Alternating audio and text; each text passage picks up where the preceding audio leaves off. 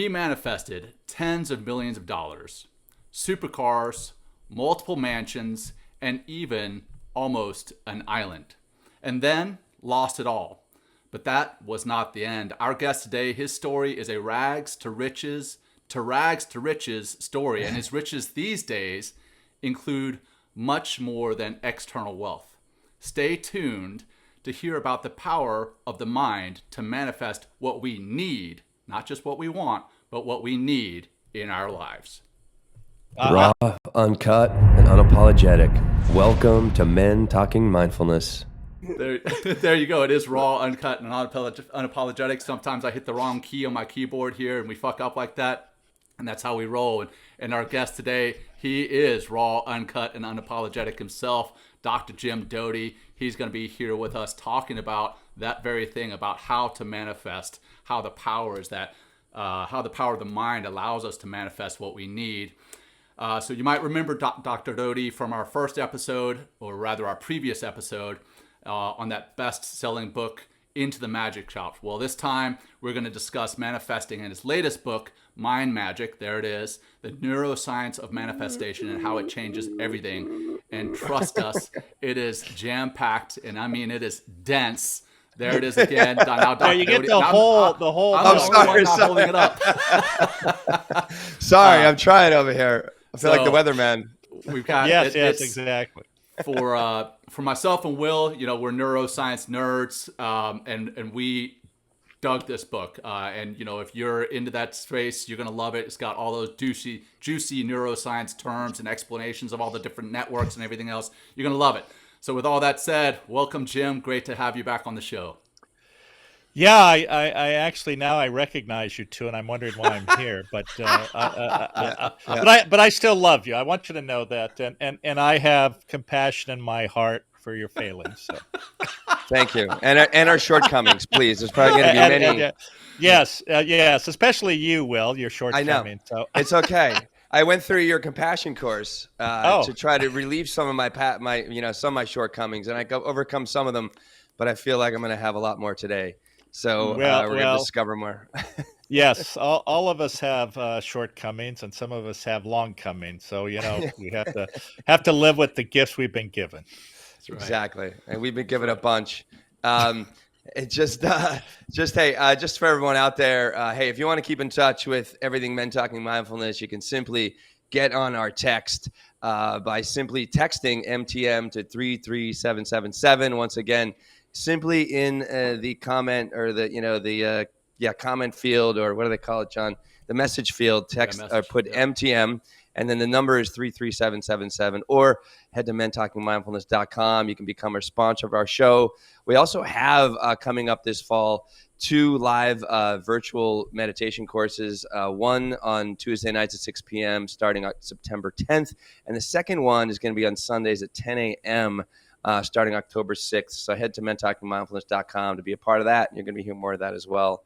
What we like to do, Jim and everybody, we should do one breath grounding practice so we can, calm our mind down, focus up, and really get ready to hear some gems from our guest today and from John and myself. Lots of gems coming today.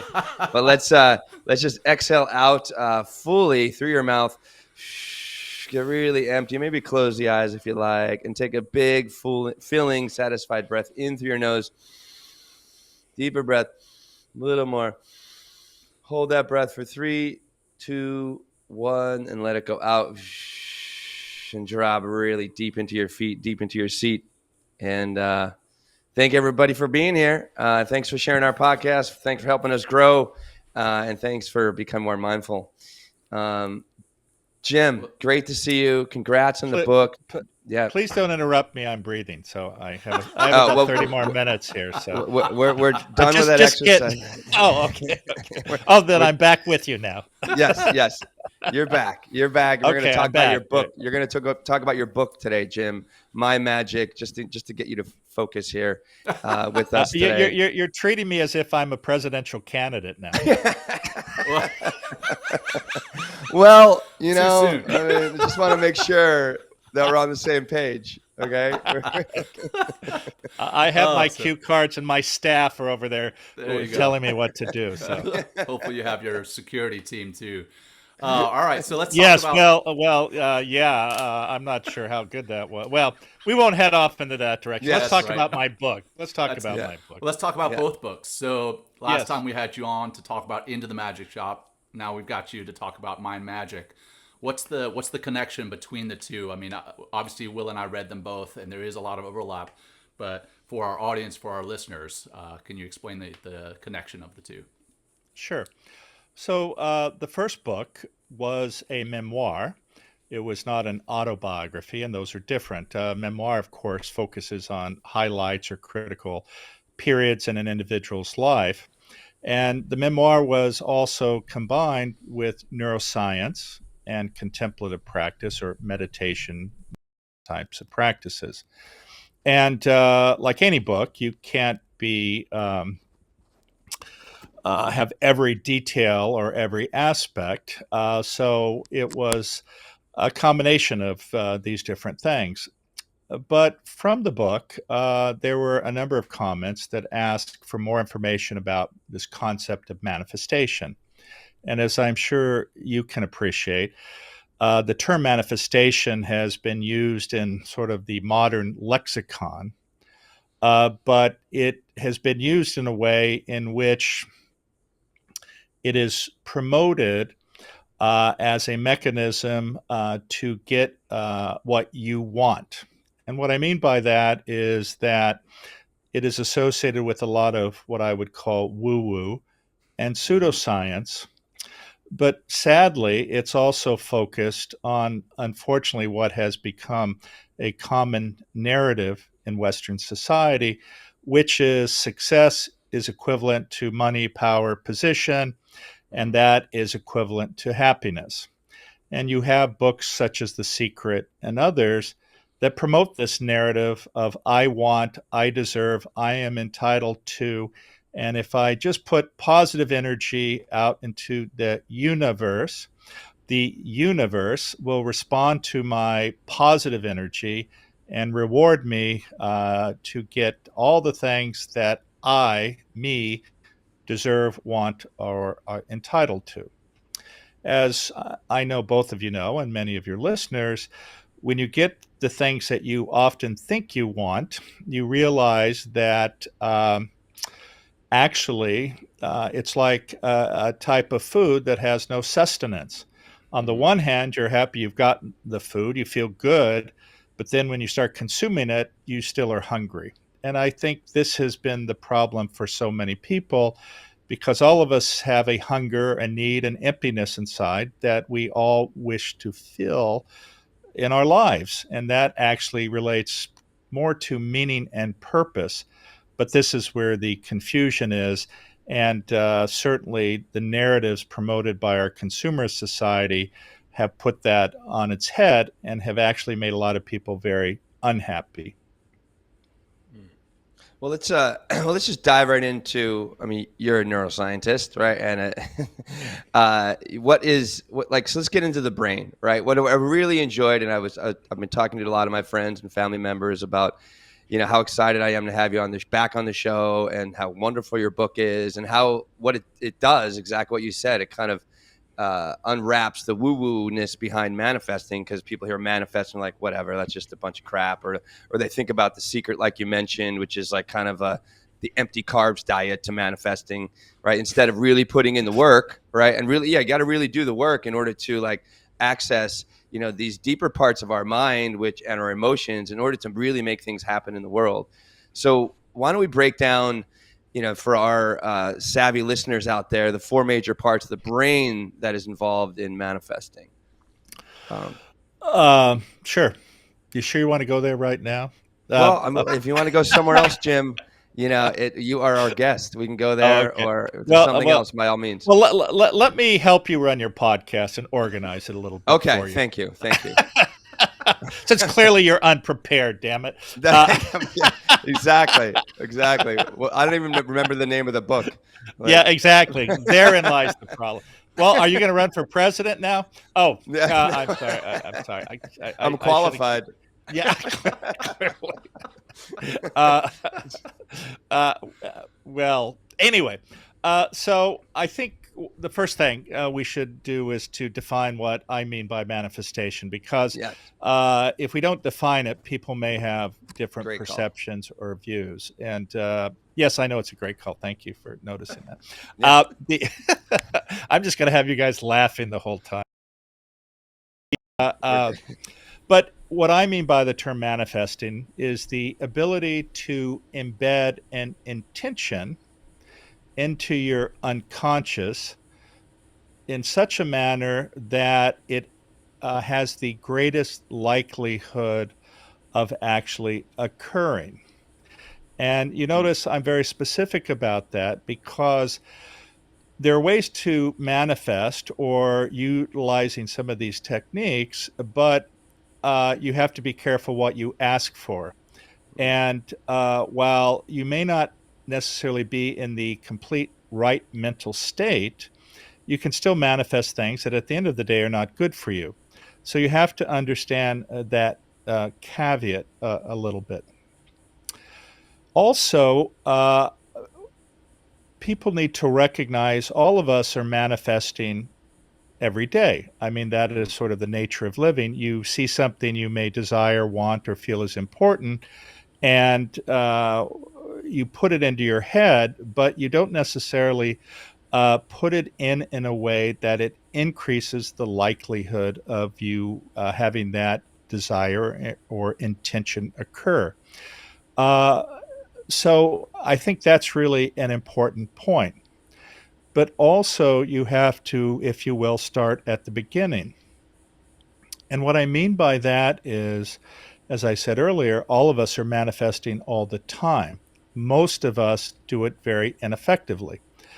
And it is not appreciated that in some ways this is like habit creation, or if you will, another analogy is learning to run a marathon. You don't wake up in the morning and say, I'm running 26 miles, and you hop out of bed and run 26 miles.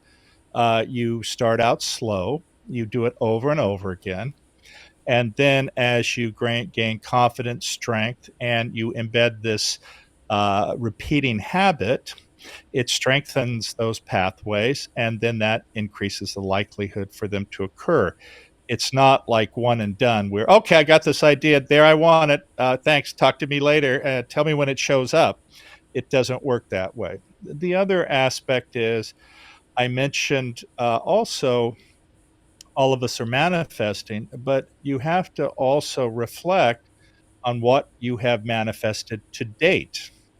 Mhm. And this part of the problem is that many people don't appreciate that their developmental periods, their childhoods, contribute to who they are or who they become.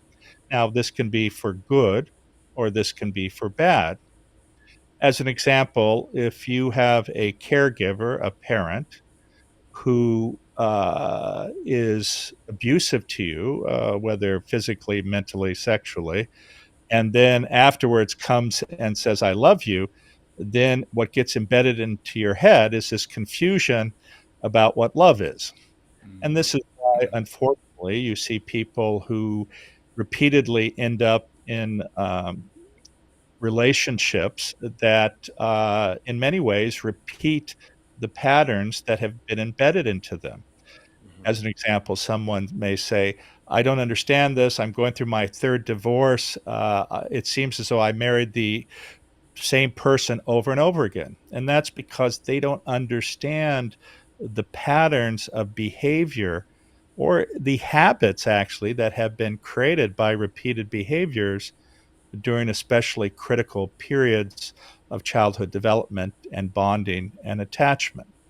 And so that is a particularly important aspect to sit down, reflect, spend a period of time, perhaps even talk to a therapist about the baggage you've been carrying that has prevented you from moving forward in a positive way in your life. And I think all of us can gain insights. And there's certainly nothing wrong with sharing your story or having a therapist. I have been through years and years of therapy. Probably, as you can tell, not a bit of it has stuck to me. I was gonna say the same thing, Jim. It doesn't seem like it's helped. But that's why we're here. But at least we can be authentic about it. Right. But the reality is, I think that sharing your story, being authentic, and having someone with perhaps experience help you to have insights or awareness about uh, how you have developed as a person and the baggage you carry can always be helpful.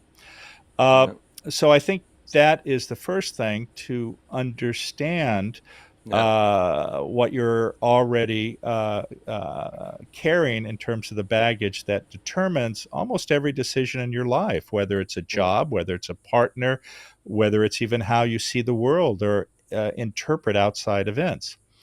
Um, so I think that's the first part. Do you guys have any questions you want to? I would like to jump in real quick. Well, because you just mentioned about, I'm sorry, John, about the programming, the early programming, and into the magic shop. Like, you met Ruth at a very young age, and you understood what manifesting is. And you came from a real horrible background. Your father was an alcoholic. Your mother, was chronically depressed and had a lot of suicide ideation.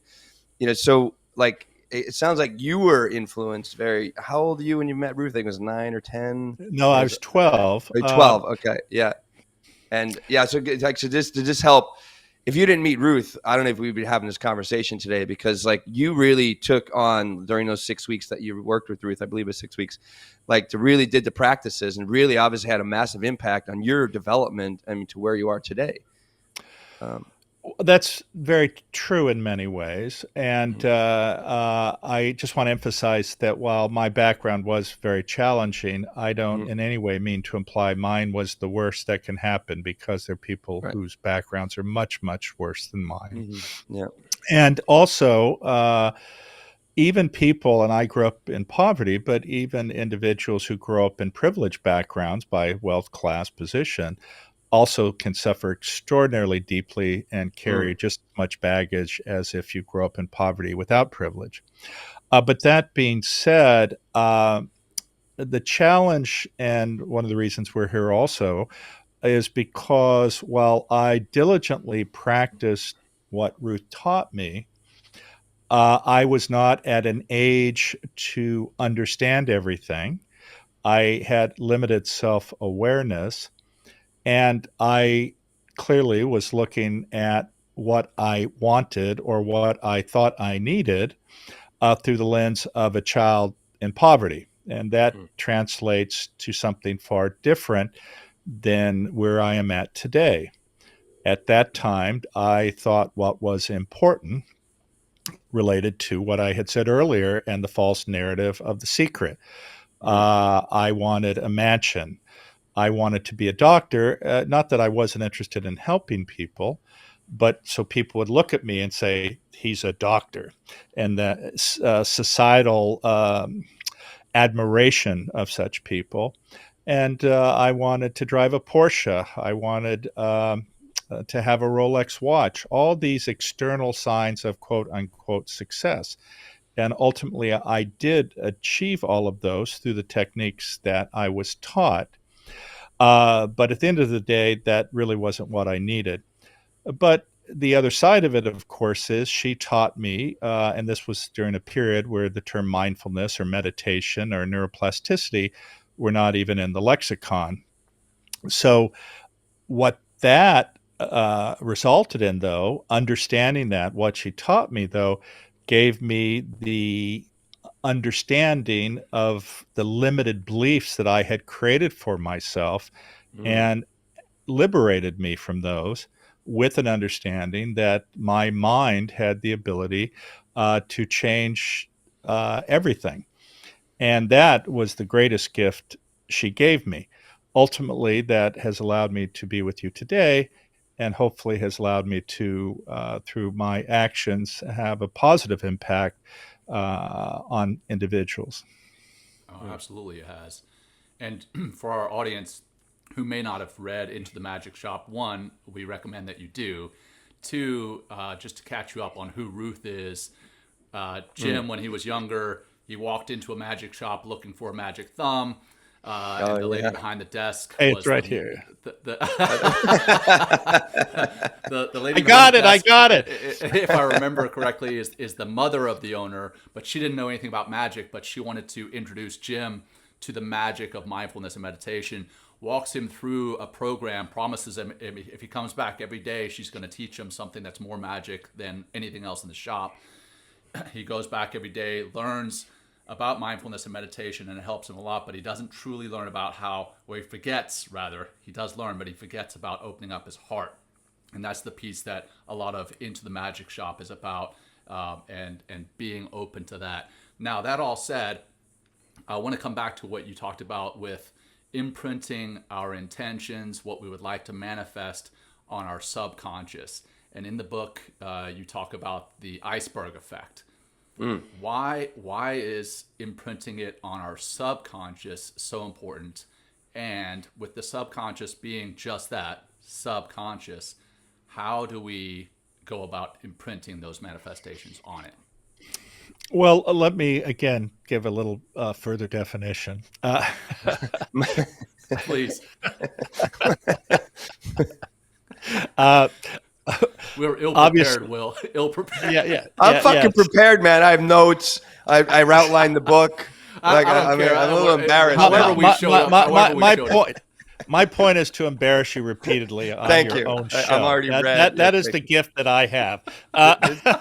This is what happened last time. Thanks, Jim. Yeah. Yeah. Oh, that's Yeah. right. Oh, that's Yeah. right. It did. I remember. Yeah. That's why Yeah. it was a very popular show. Yeah. As will this Anyway, so to give a few definitions, so the conscious mind, and none of this is meant to be absolute. And don't go, I just looked up in Wikipedia, the encyclopedia, and you did not use the term blah, blah, blah when you define this. Yes, yeah, I get it. Okay. But in terms of most of us, conscious mind is all the perceptions that we have, and that sit with us every day and that we converse with other beings.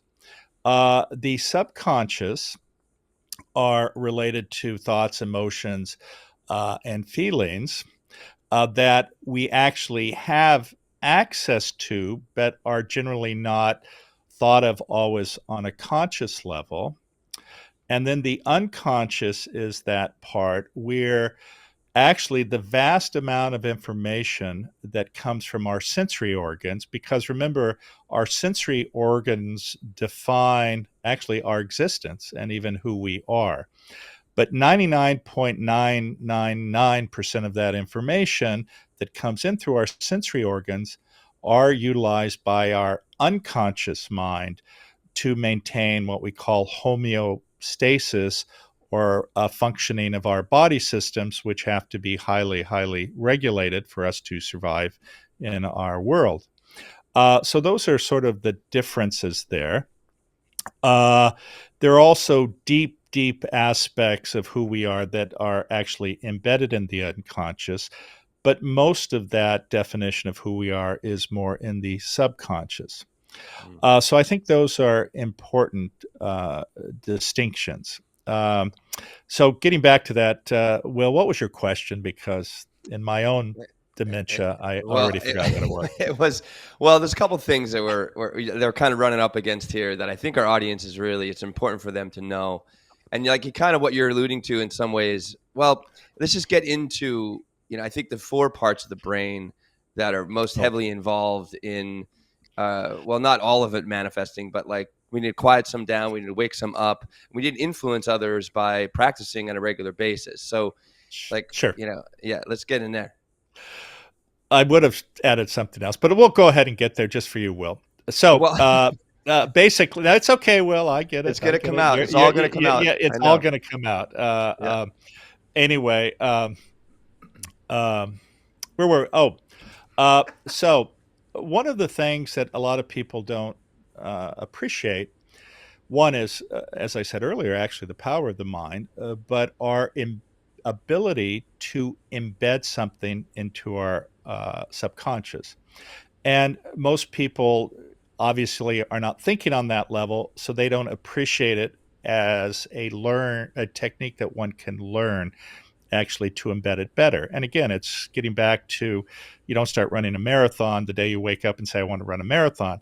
It starts with little habits. So the goal here is to make you understand that you can start with these habits, and this means repetition. And there's a common saying that what fires together wires together. And what this means is that when you create a neural pathway, the way to create it is by giving it salience, which oftentimes requires you to repeat that narrative to make those neurons fire over and over. And each time that strengthens or creates a pathway that stays with you. And this is also the power of habit. So that's this. What a lot of people don't appreciate is that every second we are bombarded by information from our sensory organs. I believe it's about 10 million bits per second. And only 50 to 100 bits are we able to process on a conscious level to embed in our subconscious, if you will. And so why is that important? Because it's through that action on a conscious level that we are able to create these neural pathways to create the habits that are necessary. And this is a process of what we call value tagging. We value tag an intention and embed that into our subconscious. Well, the way to strengthen that best is to use your sensory organs to help you. And this is a common technique that with books about manifestation in the popular culture utilize. And this is because experientially, over thousands of years, we've learned this. But there is a reason, because it works on many levels and it has been substantiated by science. And this is the case with many practices that have learned over thousands of years with different cultures. As an example, over time, these cultures learn what plants are medicinal, what helped them. It wasn't because they did a scientific experiment 5,000 years ago with 1,000 people and had a randomly controlled trial. It's because people would take it and live or die. And over time, they go, don't eat that plant. That is bad. You will die. Hell of an experiment. Yes, yeah. Yes. And these were passed through oral tradition and later written traditions, of course.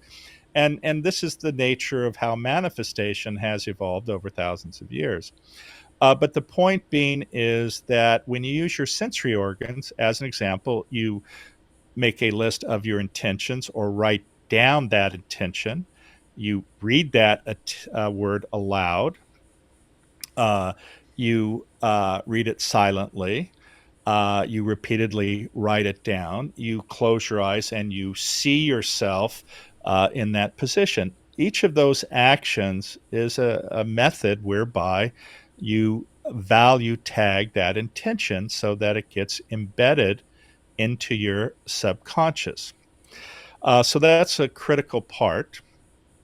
And then once you do that, the nature of doing that activates these cognitive brain networks. And these are not specific anatomical parts of the brain per se. They include a variety of different parts. But when I say it's a cognitive brain network, what it means is it brings together different areas of the brain to work together for a common purpose, if you will. And as you, of course, know, unless your brain is focused on something, it cannot act. So the first part is to activate two parts of our brain, which do not function generally on a conscious level, which are the reticular activating system, which actually in many ways is associated with consciousness, but more importantly, what we call the default mode network. And the default mode network is an area in the brain which is typically self-referential, It's how you see yourself, but it's also associated with mind wandering and daydreaming, which obviously many of us do. And that is a process where you create a narrative about yourself. And that self created narrative that includes the desires you want or your intention, once that occurs, then it activates something which we call the task positive network, which is actually three areas or cognitive areas in the brain that work together. The first one is what we call the salience network.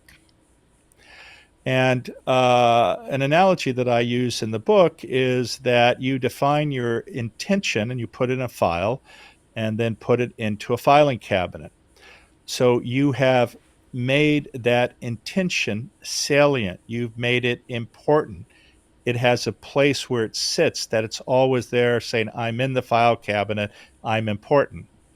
And then once you do that, the next step is it's pulled out of the file, if you will, or the analogy that I use is there's a bloodhound there and it smells that intention, and it then gives it the attention.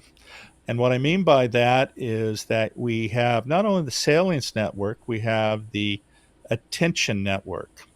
And the attention network, once that goal or intention is defined, then with a laser like focus, further embeds that or activates that, such that that then activates our executive control network. And that's the actual action part of making that intention a reality, because the subconscious has created, if you will, the pathway, the trail, the scent to get there. And now it's then handed off to the executive control network. Now, obviously, these are metaphorical in many ways, but in fact, a lot of work has been done on these different cognitive brain networks. But one thing I want to emphasize that will relate further to our discussion is that there are two parts of our autonomic nervous system which impact our ability to manifest, and that is because they have an impact on these different brain networks. Mm-hmm. And those two parts are part of the vagus nerve. One is the sympathetic nervous system, or the flight, fight, or freeze response.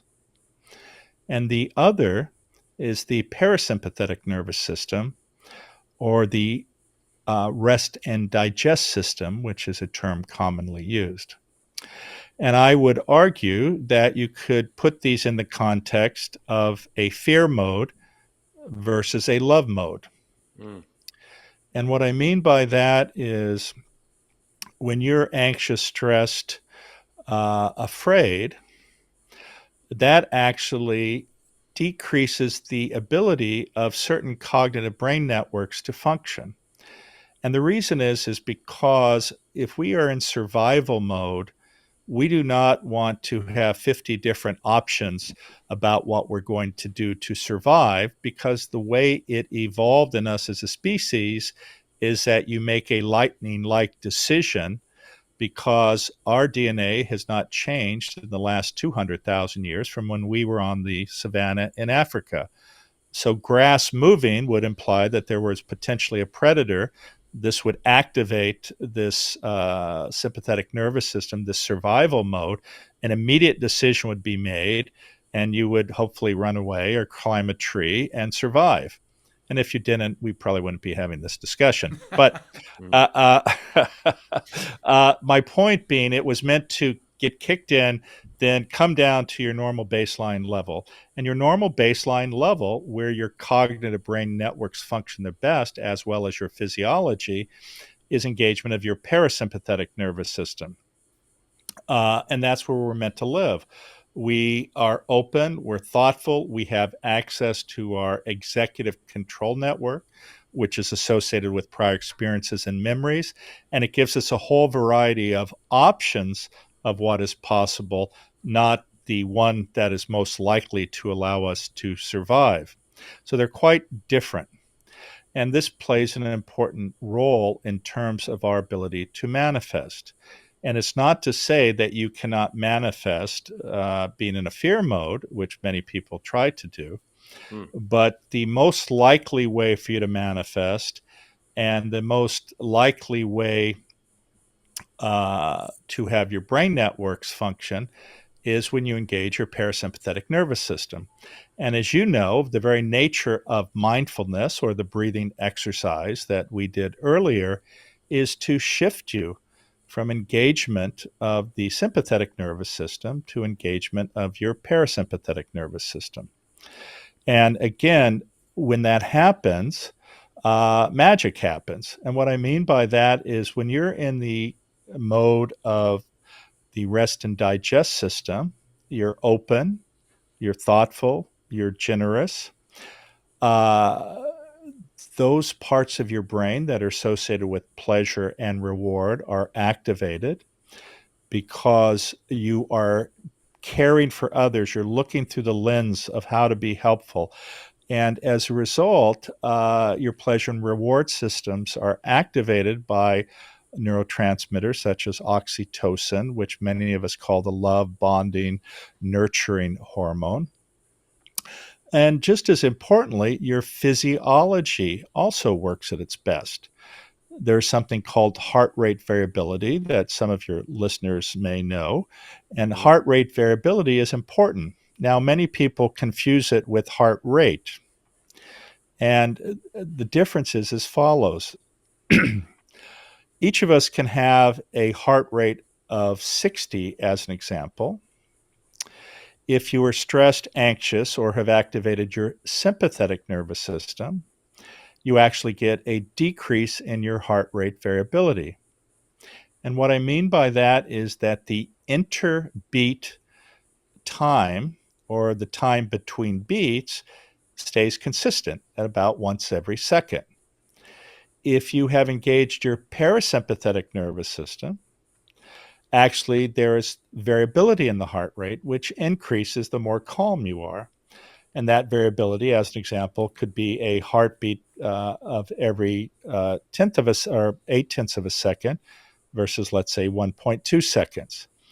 And what happens is that when you're stressed and anxious, that actually is associated with a decrease in heart rate variability and a very, very high likelihood of sudden cardiac death.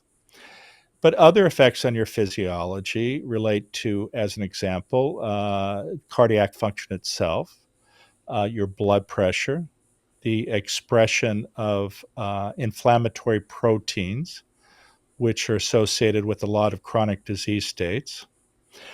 It affects your immune system when you're in the parasympathetic mode by strengthening it. It decreases the production of stress hormones such as cortisol.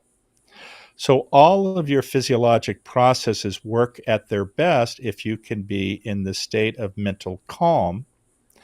And that is actually even associated with an increase in one's longevity. So why is this important? Well, I mentioned the love and the fear mode. When you're in the fear mode, oftentimes when people look through the lens of what I want, or the me, that is a fear narrative because it's one that occurs out of insecurity.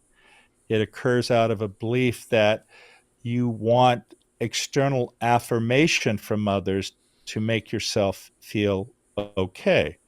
And this is why you see a subset of people who like to display their wealth, their power, their position, because they have an emptiness inside and it is not being filled.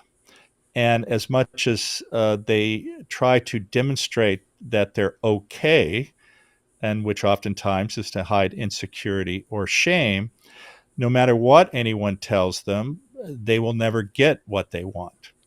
and that is happiness or a sense that they're okay. The only way you can be okay is if you give yourself permission to be okay, but it does not come through external affirmation. And that's why, as an example, you see so many individuals who are fixated on trying to show people they're okay through displays of wealth, power, and position. Now, what's more sad, though, is because of the nature of our society, is that people believe that narrative, and therefore they believe that if they just get that, that'll fix all their problems. And we have seen from, if you want to simply do a examination of the lotteries, when people suddenly get, quote unquote, everything I wanted, they get all of this money. For many of those people, that's the absolute worst thing they could get, because it destroys their lives. Because they keep thinking that, oh, this money's going to buy this, I'm going to have that, I'm going to be happy, people are going to like me. And it's actually, unfortunately, just the opposite. But that is the case when you are trying to fill the emptiness because of your own fear and anxiety.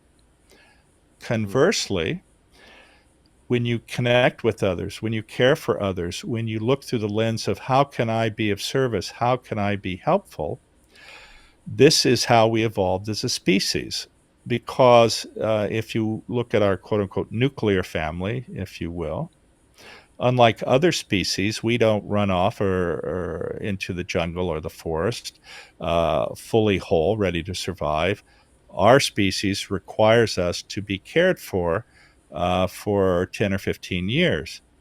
And the nature of how we have a genetic imperative to care is because when we care, all of our brain cognitive systems work their best.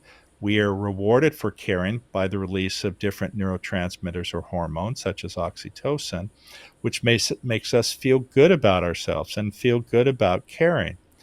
Now, when I make these statements contrasting the two perspectives, a number of people will sit there and go, well, Jim, you're like acting like having a good life or driving a Porsche or living in a mansion is wrong.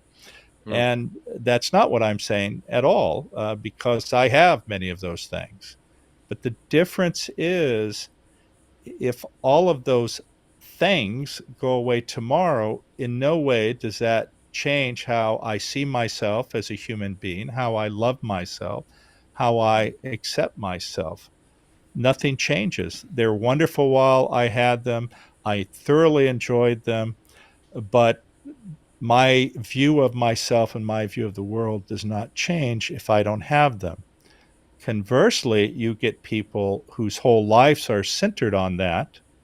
And when those are taken away, they feel that they are no longer the person because they've been fixated on something that gives them nothing except a belief that they're important if they have them. And first of all of us are important, but the first thing is you have to be important to yourself. And that means accepting yourself, loving yourself, and understanding that even with all the baggage we carry, each of us deserves love. And you know what? I want to just again backtrack for some of our listeners who may not have read this book or Into the Magic Shop and don't know your backstory. And I started this off with this. This was a rags to riches to rags to riches. You know, Jim is not just saying what he just said, saying, "Hey, you know, I've got these Porsches and I've got these mansions and I'm fairly well off, and if I lost it all tomorrow, I would be okay." He has done that. You know, he has lost it all. He was worth what 85 million or something at one point, putting down about to buy an island, and then in one night lost it all. And at that point, that's actually where I believe the magic mind, or mind magic, sorry, starts off. You're in your mansion, walking through it, and I actually really thought that was, you know, you talked about it some in Into the Magic Shop, but in this one you really got more into the emotional aspect of what that felt like, and I really thought that was heartbreaking, but also heartwarming. Sure. Yeah, go And ahead. well, why don't I highlight that so that gives a little Yeah, more clarity? please. So, as you pointed out, John, I lost close to $80 million, and it wasn't one night, although it felt like it. Uh, this is the dark night of the soul. Anyway, I It was lost it beautiful. in about 6 weeks. The reason is because when you mentioned I went from rags to riches, I did grow up in significant poverty. My family was on public assistance my entire life, and uh, so here I became a doctor. I became a neurosurgeon.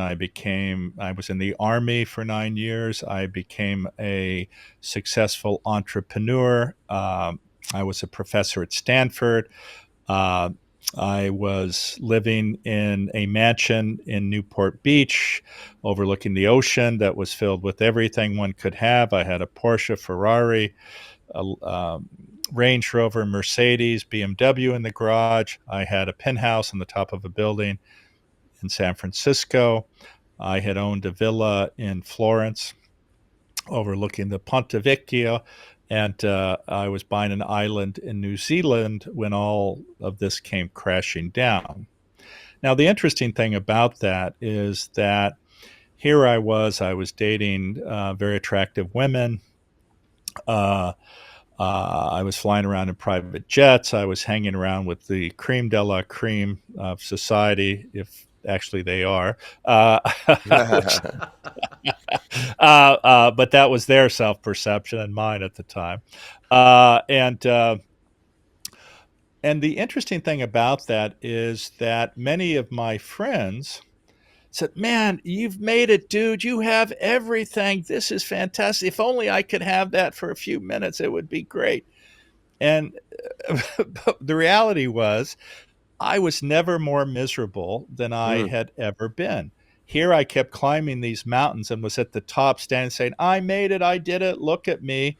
And all the external affirmation meant nothing. It did not in any way affect my mental state in a positive way. And so, with the .com crash in the late 99s, 2000 timeframe, and we don't have to go into the details, but long story short, I lost everything to the point where I was $3 million in the hole. I had borrowed $15 million from the bank because at that time, if you had stock in a publicly traded company, excuse me, even though uh, you did not have access until a lockout period ended, you could obtain a loan from the bank based on the stock price, and you could get up to 25% of that. And so I had. So when I lost everything, I tell people two people become your best friends. One is the banker who wants his money, and the other is your lawyer. And I had set up various trusts and things, and with the collapse of everything, I had to deal with that. And so I ended up having to sell everything. And I went through this period of deep reflection in the sense of what had I missed in these lessons from Ruth. So I did go back to the house I had lived in, which had very little, if any, furniture left in it because I had moved to San Francisco and was actually going to sell it anyway. And so I went through a great period of reflection there. And I realized that all the actions I had been doing were out of me. I needed to have. If I just had, I would be accepted. People would like me. They would think I was great. They would think I was accomplished. But this was due to the emptiness I had inside of me that wanted positive affirmation and Mm. acceptance. And once I reflected on that, I realized that that was not what Ruth was trying to teach me, but I was not at an age or had self awareness, or because of my background, I could not process it at that time. And the other interesting thing that occurred during the conversation with the attorneys was that I was told that they had actually not filed the proper paperwork, and I actually did not have to give any But after this period of reflection, I went ahead and gave it away anyway. And remember, this was while I was $3 million in the hole. And that stock that I gave away actually ended up being worth $29 million. But what happened there? It changed everything. And it changed everything in the sense that I recognized that not being focused on myself, but being focused on those outside of myself, those who were suffering, those who needed my help, those close to me who I could connect with and be present for them, were what was really important. So I ended up setting up health clinics and blood banks around the world. I set up a program for adolescents affected by AIDS, HIV, which my older brother, died of AIDS. I set up programs for the disabled. I set up endowed chairs and scholarships and research programs at different universities. And, excuse me, the very nature of doing that changed everything. And while on the one hand, we said I went to rags to riches, which was literally true, when I went to rags again, you have to remember I was a neurosurgeon, so I was not going to starve. I was still in a position where I could make 99.9% of more than most people in this world. But in many ways, I was empty. There was nothing there. By giving everything away, I tell people, actually, that's when I got everything.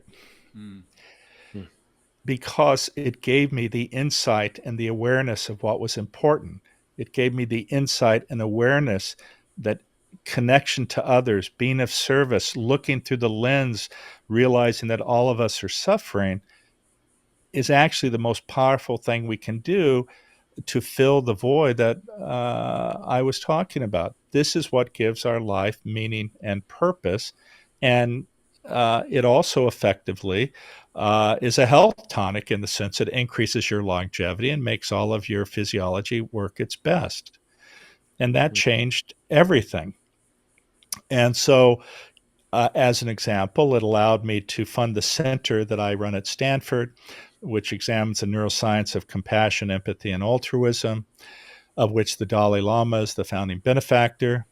It resulted in my developing a relationship with him, becoming the chairman of the Dalai Lama Foundation, subsequently becoming friends with Desmond Tutu, Thich Nhat Hanh, and many of the leading spiritual and religious leaders, Sri Sri Ravi Shankar, Sadhguru, Amma the Hugging Saint, Eckhart Tolle, Byron Katie, and this incredible connection to people who live above the dogma of religion but see the true nature of reality, which is what I said, which is to, one, see our interdependence, our interconnectedness, to see the power of compassion and live above a dogma so that you recognize that everyone is suffering and you don't define people by that dogma necessarily. And this is the way elevated spiritual leaders are. Their dogma is wonderful for a subset of their followers, to give them ethical and moral guidelines. But above the dogma lies the reality that we are all one. We are all connected.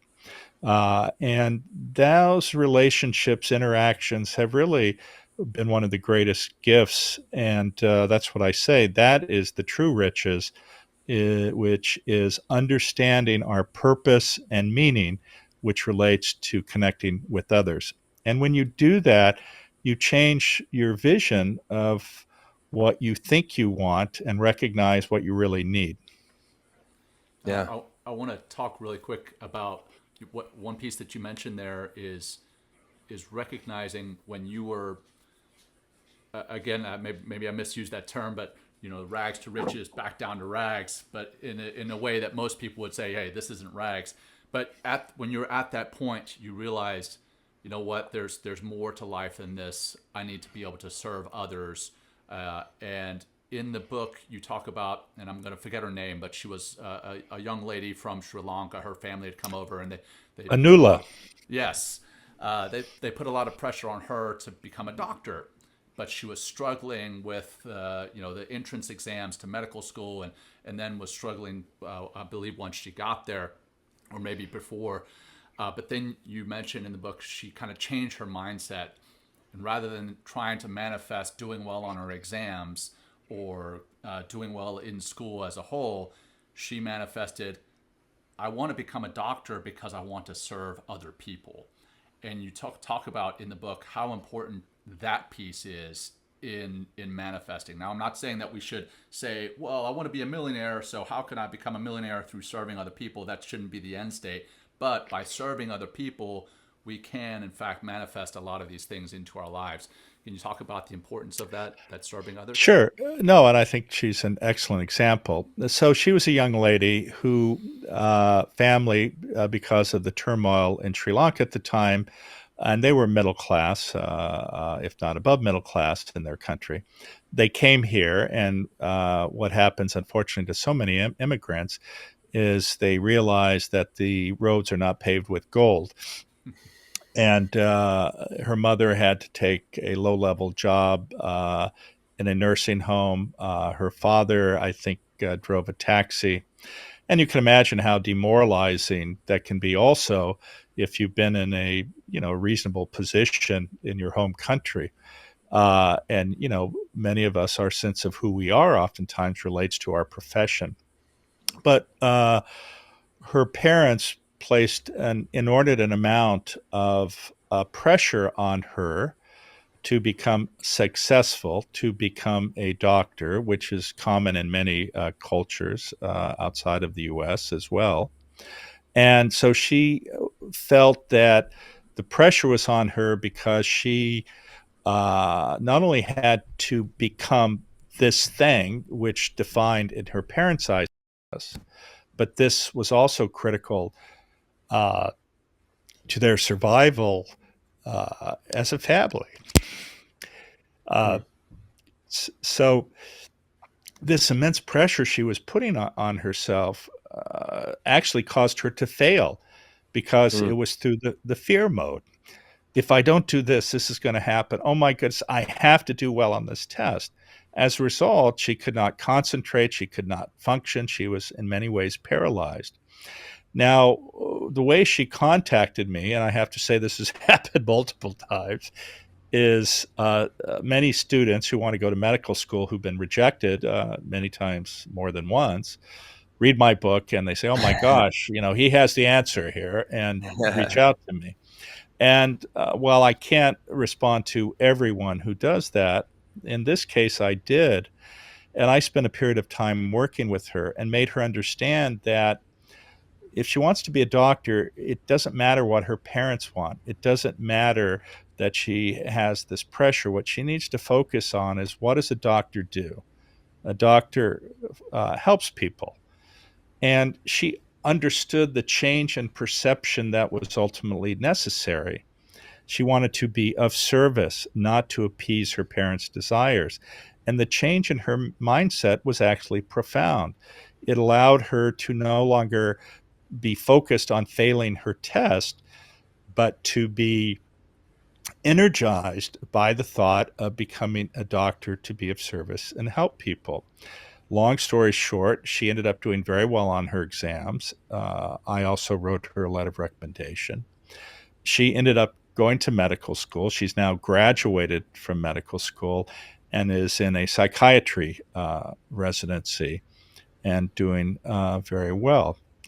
But she understood this idea of calmness, of accepting yourself, of not being influenced by chasing something that's not going to give you the sustenance is what all of us need to be our best selves. And so, and there are several other stories in the book. In fact, there's a story which I shared about Jim Carrey, the comedian actor, which is Mm. also quite That's powerful. great. Mm. But so much of what is in this book is about your ability to liberate yourself from the limiting beliefs that have been created through the baggage that you end up carrying in your life that defines who you are or who you are not. Yeah, I like in both of these cases with Anula and Jim Carrey, they're kind of brought to that place where they needed to realize, wait, what's the higher purpose here? Like, what am I really going after? And even in Jim Carrey's case with how he really unlocked his ability to really connect meaningfully with any audience was that whole question is like, what do they want? Like, what do they want? And he kept like asking that question over and over until it like really hit him. They want to be free, I think is what you wrote in the book. Yeah. Why is, that connecting to a higher purpose, like how does that help us to manifest? Like, is the energy of it, like obviously we're serving or helping, like how does that also unlock our ability to kind of manifest instead of it just being about me, which you talked about yourself, like when you weren't open to the heart, you're able to manifest, but you're still, really kind of empty and just acquiring all sorts of different things, all sorts of different wealth. But then when you turned it around, everything started to change for you because you were working towards that higher purpose to serve other people. No, how does that work? Yeah, I think that's exactly right. Again, we talked about how brain networks function. And when you're in a fear mode, when you're saying, I want people to like me, I want to be a success in my position as a comedian or whatever, I feel they need this, I'm going to give them this. And it's coming from, I believe they need this, or I want to do this, versus understanding what people really want. And I think each of those people ended up understanding that. As an example, I'm sure you're probably familiar, although I've forgotten the name. Who is it? Who is the guitarist or the drummer for Led Zeppelin? Jimmy Page, I guess. Yeah. Do you remember Jimmy Page? Yeah.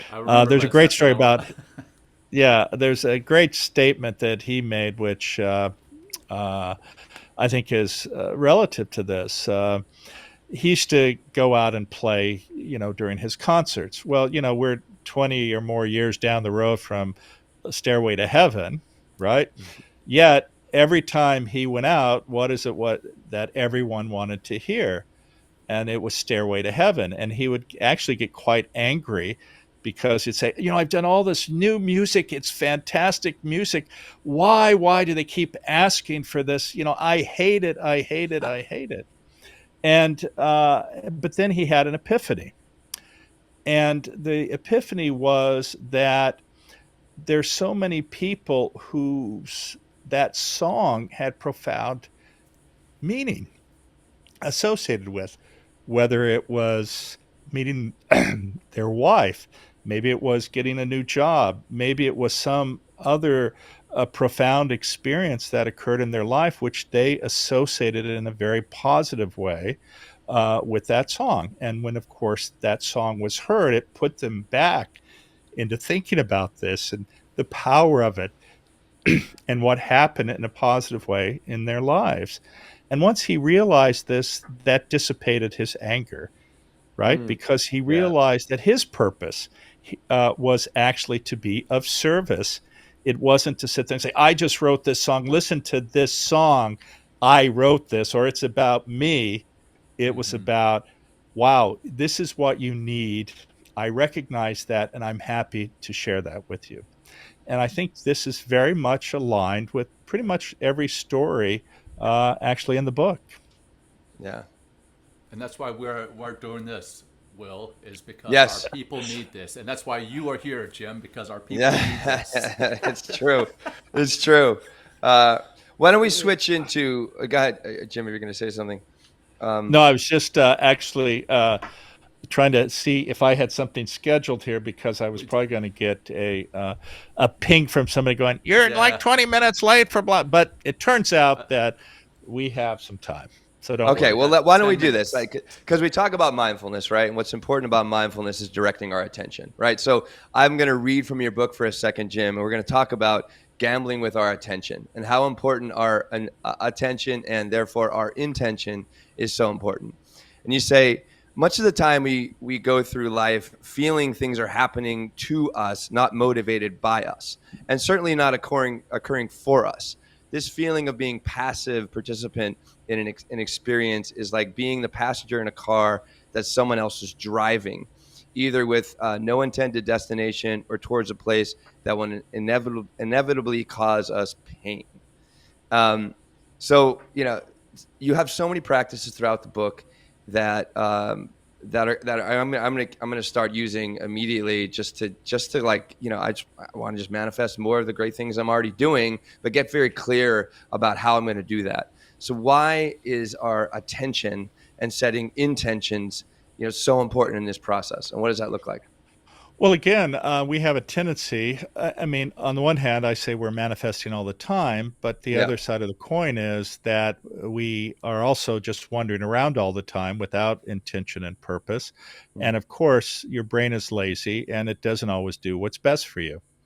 And so it does take effort and thought and to actually make things happen for you in a positive way. It's like people who sit on the couch and they go, I hope that guy calls who gives me that great job, even though, they've been sitting there after making one call or something and somehow expect that if they just sit there long enough and watch TV or play video games, that they're going to get the call. And I'm sure Will can relate to that. Yeah. I mean, I'm glad this happened today. I'm very glad. Will, I think you were the whipping boy last time too. I fucking was. Okay. I was. Well, we'll switch it over to John here. There's this rock star. Go ahead and hold that rock star up there, Jim. Yeah, there you go. No, I do not want people to drink this drink, at least That puts you in a sympathetic state. Yes, yeah, at least certainly not in an excessive fashion. Yeah. There actually have been deaths associated with people drinking these energy drinks because they go, it has 10 cups of coffee in one can. Well, I'm just going to take 10 cans and drink them in the next 2 hours, especially actually while they're gaming, which is giving them, quote unquote, the energy. So I don't advocate the use of Rockstar per se. Although, and I will assure you, every time my wife sees a can, she immediately grabs it and throws it away. So I have to do it on the sly in my office. But now you're here on this podcast. And I'm only allowed one every couple of days. So that's my caveat to you. But where were we? We were talking about, we went over that. Yes, attention. So I think taking the time, and again, it gets back to habit. If every morning you allocate the time to direct your attention, that results in strengthening these neural pathways. And as a result, if you're in the right mental state, and certainly mindfulness is a way there. And, this is also just a mention related to that. When you talk about mindfulness, a lot of people have this vision that you have to sit on the floor straight up with your palms turned upward and go into this classical Buddhist type of meditation. And the reality is that's not necessary because for many people, especially type A's, they feel that there has to be they're competing against something. Oh, I have to look just like this person and do it this way. And the whole purpose of this is simply to calm your mind by being in a quiet state and reflecting. But you could be standing, you could be lying down, you could be walking in nature, and having practiced, if you will, mindfulness for many, many decades, ultimately you can just, that becomes a state of mind where you're always present for that. You're always trying to be calm. Now, it's not perfect, and believe me, it's funny, my wife will get really angry at me, and she'll say, they call you Mr. Compassion. Well, you're an asshole. So my family says to me. Well, I can daughter, see, but my 7-year-old daughter said that. She said, "What is it that you teach? You teach people how to calm down. You get angry a lot." There you have it. Yes, yeah, and it's interesting because your parents, your wife, your children keep you honest. That's right. Because some people people try to present. And it's like an influencer, right? I mean, there's this perception that the subset of people in mindfulness have all the problems solved, and they just walk around like a mini Buddha saying, all these platitudes. And the reality is, none of us are perfect. The nature of our humanity is that we fail. We do bad things that are not within our typical domain of how we define ourselves with our values. And we are frail, fragile human beings. And creating a threshold that is impossible to ever meet will only create unhappiness and actually cause many people to be in despair, because you're not perfect, and promoting a perfection only makes you feel worse about yourself. And in fact, this is one of the challenges with these people who want to be influencers, right? They use all these filters, makeup, these fake backgrounds to imply that their life is great. And again, oftentimes very specifically relating to money, power, position, which in and of itself, as we discussed, is fundamentally a false narrative in regard to becoming happy. And sadly, they have a group of followers who believe what they're promoting, which creates unhappiness for them because they can never live up to that. And the sad thing is, if you look at, as an example, surveys done among high school students about what they want to be when they grow up, it's not, I want to be a doctor. I want to join the Peace Corps. I want to do something that's going to help the world. Now, don't get me wrong, there are certainly some of those people. The vast, vast majority are one of four things. I want to be an influencer. I want to be a billionaire. It used to be a millionaire. Now it's a billionaire. It's not I enough. want to be, I want to be a professional. I want to be a professional athlete, or I want to be a celebrity. And all of these are self-centered aspirations that will only lead to unhappiness. And in many ways, this is where our society has gone. And it's a manifestation of the promotion by corporate interests to buy, and create the narrative that the stuff you have will ultimately make you happy. And it is a false narrative. But unfortunately, the nature of capitalism is such that there always has to be continual growth. And the horrible thing about that is, first of all, we live on a finite planet, and there are not the resources to have infinite growth. And there is going to come a time where all of us are going to have to pay a price for corporate greed and self-interest. Yeah. So real quick, Jim, I do have. I see you're changing the subject. I have an email from Una saying that it's time. So, does she have something else for me?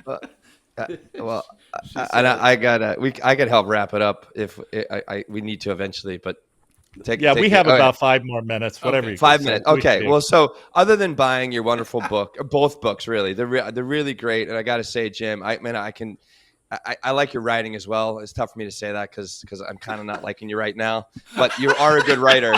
Okay. And I appreciate the book. You're a better writer than you are a person. Yeah, exactly. I agree with your wife. You can't be an asshole, I think, is really what's happening. Okay, I'm going to get a T-shirt that says "Your writing is better than you." That's okay, Jim. In our retreats, we all say that we are recovering assholes. Yeah, exactly. Yes. Well, some of us continue to be. Yeah. I'm working on it. Yeah. You're at peak performance. You're at peak performance. I know, exactly. You bring the best out of me, Jim. I got to say, you really do. Out of my. Will, I'm here for you. I just want you to know, anytime, 24/7, I'm here for you. Fantastic. That's true compassion. There you go. Thank you, Jim. Thank you, and I feel that.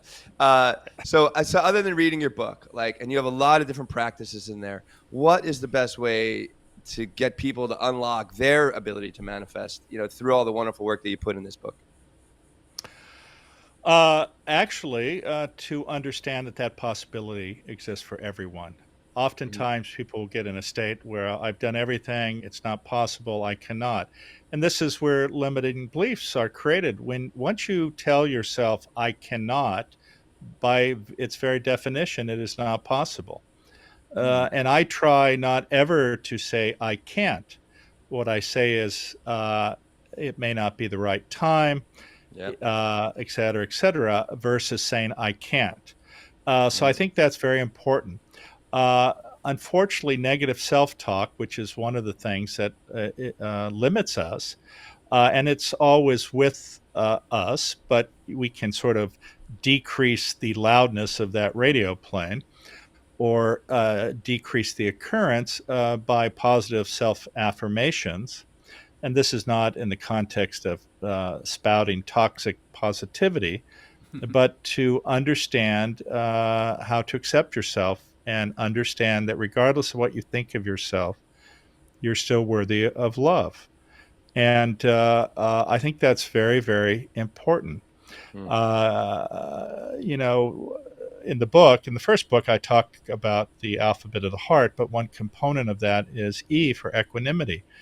And what I mean by that is that on the one hand, and one of the reasons people chase accomplishment or acquiring things is you get this transient, although shallow, good feeling about it, and you want to maintain that. But the other aspect is a realization that the nature of life is ups and downs, and the downs where you're suffering, they are in fact transitory. They're not permanent. But once you get into that mental state with rumination, you can't see a way out. But in almost every instance, there is a way out.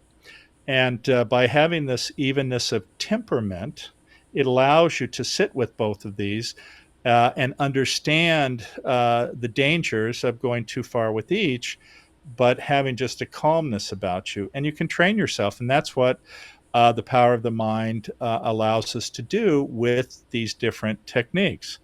So as you mentioned, there is a 6-week program at the back of the book. And I am in the process, and this is the imperial I, meaning that there are other people who are helping me do this, but I take all the credit. Of course you do. Of course yes, you do. but my point is that we're creating actually a workbook that actually can be very helpful because it'll give something you can hold, some exercises, things you can fill out. And the other exciting thing is that we're designing a 3-day retreat that people can go on. And so I'm looking forward to that. That'll probably happen next year. And, you know, it's interesting because the reason both of those things happened, not so much that I hadn't sort of thought of it, but in no way was it at the top of my list, was because actually readers of the book reached out to me. And as an example, a woman from Turkey who actually had taken our compassion training at Stanford, she said, you know, I love the book and, you know, I'm an educator and I have a good friend who makes curriculum. Would you mind if we created a handbook which you can use for people? And her and I have been now working together.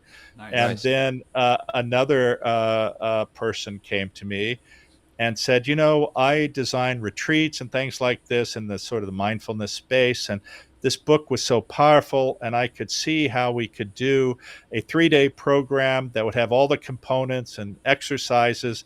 Would you mind if I helped you with that if you're willing? I said, sure. So basically the point here is how I motivate people to work for free and take advantage of them based on their sense that I'm so nice. Again, not surprised. Jim, you've revealed a lot today, Jim. Like revealed the truth behind James Doty.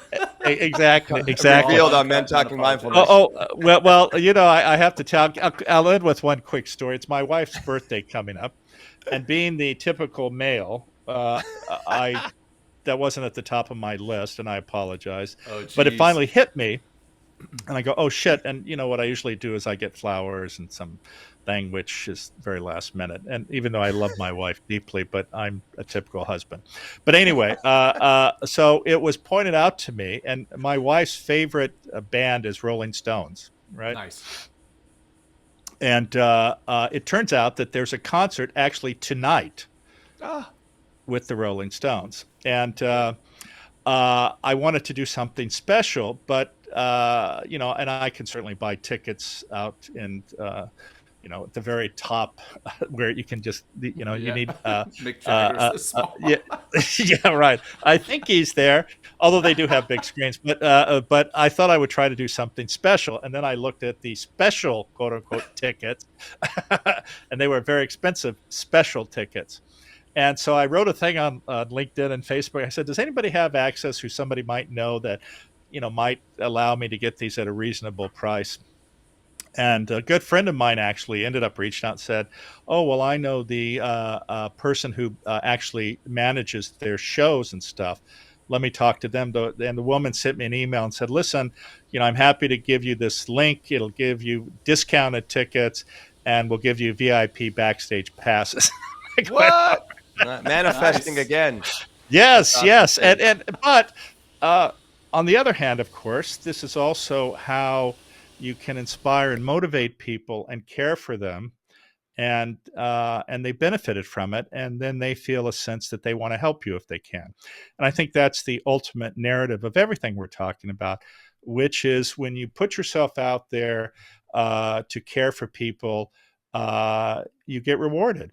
And this is what makes each of us happy, this sense of meaning and purpose, and also this reciprocity that isn't required, but that is a natural byproduct of these actions. Yeah. Karma's real. I love it. Karma is Awesome. real. So, No, the universe doesn't give a fuck about you. That's There is no right. karma. Okay, that's true. So, True. and for True. everyone who hasn't read the book, that is literally the first line in Mind Magic is the universe does not give a fuck about you. It's just great. And as soon as I was like, How that could is the you- best book ever. How could somebody make that a first sentence? I'm shocked and appalled. I know. And you close with the same. You close with the same words. But we're gonna let you go, Jim. We'll do our closing practice without you, and I'll read this. Well, actually, what I was thinking, Will, is yeah. Jim has his own podcast where he does have practices. So I'm just going to pawn our audience over to Jim. Hey, if you want to practice, go and listen to some practices on Jim's podcast. Jim, There you go. it has been fantastic having you with us again, Yeah, even though thank we you. were whipped by you quite a few times. We're going to have to spend the rest of the day recovering and putting ourselves into that parasympathetic state because we are very fight, flight, or freeze right now. Just know it was all out of love. We do. Well, Now thanks, Jim. I'm glad you guys aren't in your development stage because I will have really screwed you up. But Oh now my gosh, scarred for you're- life. Yes. Well, I think both of you were scarred for life before you met me. Indeed. And definitely after the first podcast with you, definitely. And now we're really fucked right now. Oh my god. Yes, exactly. Well, actually, I'm writing a new book, and Good. We'll have you on a third time. Yes. But I have to figure out what the opening tagline is to sort of. But There you go. I'll let you guys know as soon as I know. Yeah, or maybe it's like I'm a recovering asshole. Maybe that's it. Well, how the Maybe. fuck did you find the name of the book already? Yeah, there you go. Jesus, No. There you go. That's, Yeah, I that's know. too close to ours right now. Well, I'd like to say, Jim, we're writing one, and it's called Mindfulness for Assholes. We've been writing it for about 3 years now. It just Yes. At some point, it's going to come out. Exactly. Exactly. Well, Jim, Okay, been gentlemen. Fantastic. You having guys are the best, Thanks Jim. again. Thank you care. so much. Until Much next love. time. Bye-bye. Much guys love. take Thanks, care. Jim. Bye. See you. Thank you for joining us today. We hope you walk away with some new tools and insights to guide you on your life journey. New episodes are being published every week, so please join us again for some meaningful discussion. For more information, please check out mentalkingmindfulness.com.